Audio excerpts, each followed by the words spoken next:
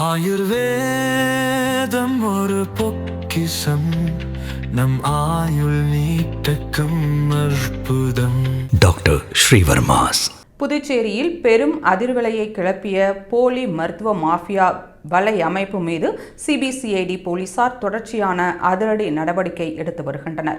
கடந்த மாதம் சீர்காழியைச் சேர்ந்த ராணா, காரைக்குடியைச் சேர்ந்த மெய்யப்பன் ஆகிய இருவரை கைது செய்ததன் பின்னர் விசாரணை தீவிரமடைந்தது. அவர்களின் தகவலின் அடிப்படையில் மேட்டுப்பாளையம், திருபுவனை உள்ளிட்ட பகுதிகளில் அனுமதியின்றி செயல்பட்ட 2 போலி மருத்துவ தொழிற்சாலைகள் மற்றும் 2 வீடுகள் சீல் வைக்கப்பட்டது.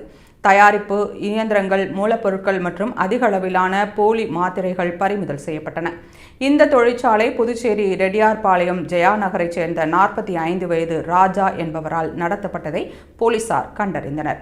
தலைமறைவாக இருந்த அவரது வீட்டில் சோதனை நடத்தப்பட்ட போது 2.5 கோடி ரூபாய் மதிப்புள்ள தங்கம், வைர நகைகள், 20 லட்சம் ரூபாய் பணம், சொத்து ஆவணங்கள் மற்றும் முக்கிய தகவல்கள் அடங்கிய டைரி கைப்பற்றப்பட்டது.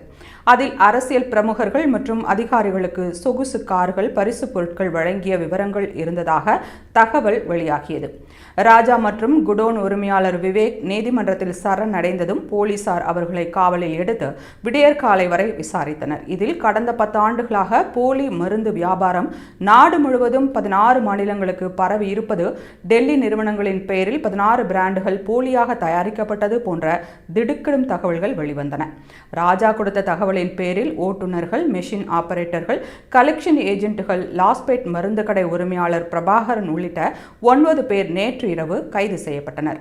அனைவரும் நீதிமன்றத்தில் ஆஜர்படுத்தப்பட்டு காலாப்பட் மத்திய சிறையில் அடைக்கப்பட்டனர்.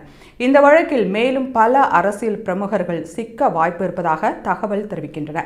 ராஜாவை விசாரணைக்காக உத்தரப்பிரதேசம் உள்ளிட்ட மாநிலங்களில் போலீசாருக்கு புதுச்சேரிக்கு வர திட்டமிட்டுள்ளனர். ராஜாவின் 10 வங்கி கணக்குகளில் பணம் எதுவும் இல்லாததால் பண மோசடி தொடர்பான பரிவர்த்தனைகள் தற்போது தீவிரமாக ஆய்வு செய்யப்படுகின்றன.